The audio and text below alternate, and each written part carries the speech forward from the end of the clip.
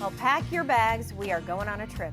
But this time, there is one piece of luggage that needs to contain some pretty specific things, and that is your financial suitcase. We have Greg back to explain, along with Vice President of Legacy Retirement Group, Kristen Taylor. So thank you both, as always, for being with me here. Okay, so there is this great analogy that you came up with to describe a retirement plan as a financial suitcase. So explain how this works to us, Greg. Well, just understand, we are getting ready with our three boys to head down to Disney World the day school gets out. And so we have this luggage that Kristen found at Mickey ears all over the bags, and there's two sets of three. And I like to spread out our luggage, and so the biggest one and then the medium sized one fits inside of that, the smallest one fits in that, so we can store it nice in our barn. But then when we're ready to use it, I can separate all our items, right? So one suitcase is for clothes, of course that's the medium one, and one suitcase for shoes, and that's the big one, right? So I like to make fun of myself with that. But no, in all seriousness, we have the different sizes, and that fits well into financial planning, because I think that you have all these piles of money, and how do you separate them? How do you use them to work best for your plan?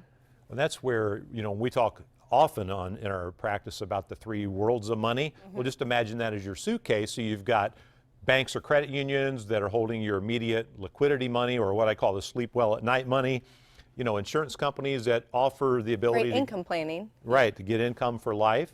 And then Wall Street, that is there for our long-term growth and inflation protection. So all three of those are important, but you got to make sure you don't have the idea in the wrong place. That's right.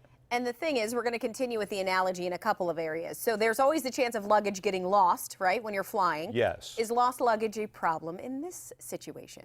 Well, it certainly can be. And I've had luggage lost on business trips before. Oh, it's awful. Going to the business meeting in a sweatsuit wasn't that exciting, But made for a great conversation starter, Right. Yeah. And so here we get to the place in our life where we are thinking, okay, now we can fulfill all the dreams that we've had for our retirement, trips that we're going to take with our kids and grandkids, and all the things that really make that part of our life just a true blessing. So you have this pile of money there that maybe you have heavily invested in the stock market, and then you're at risk for that market downside and losing what you've saved all these working years, and now you have no time to recoup those losses. And if that happens, what can happen is the lifestyle you envisioned is not able to come to reality. Yeah.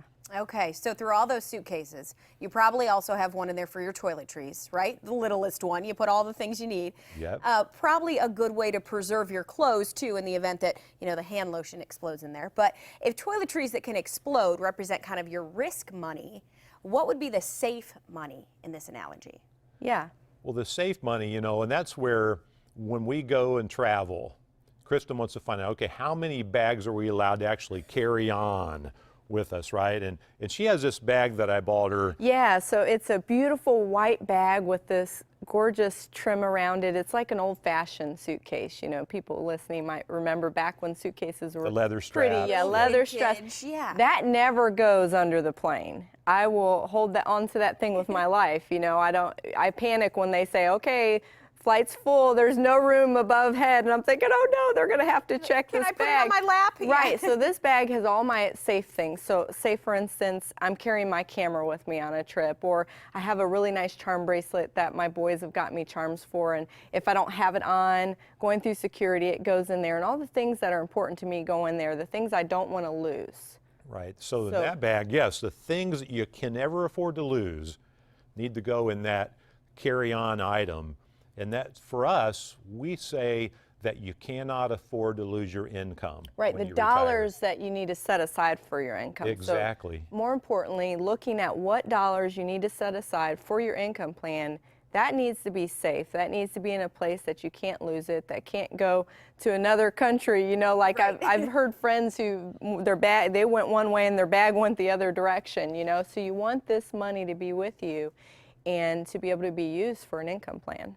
All right, we will offer a portfolio x-ray. You guys are going to today, and this is a really great way to help folks get an idea what's going on. Just like you have to take your luggage through that little x-ray place at the airport, we want to do a portfolio x-ray for families so that they can see what the amount of fees they are paying, the amount of risk they're taking, and how they can create an income stream that can never outlive. That's part of that. We'll do a complimentary and Morningstar analysis so that they can see in black and white what those numbers truly And are. boy, is it eye-opening sometimes. Yes. I was going to say Yeah. that will be some great information It Yes. for is. folks. All right, I want to thank you guys for being with me as always. Glad to be here.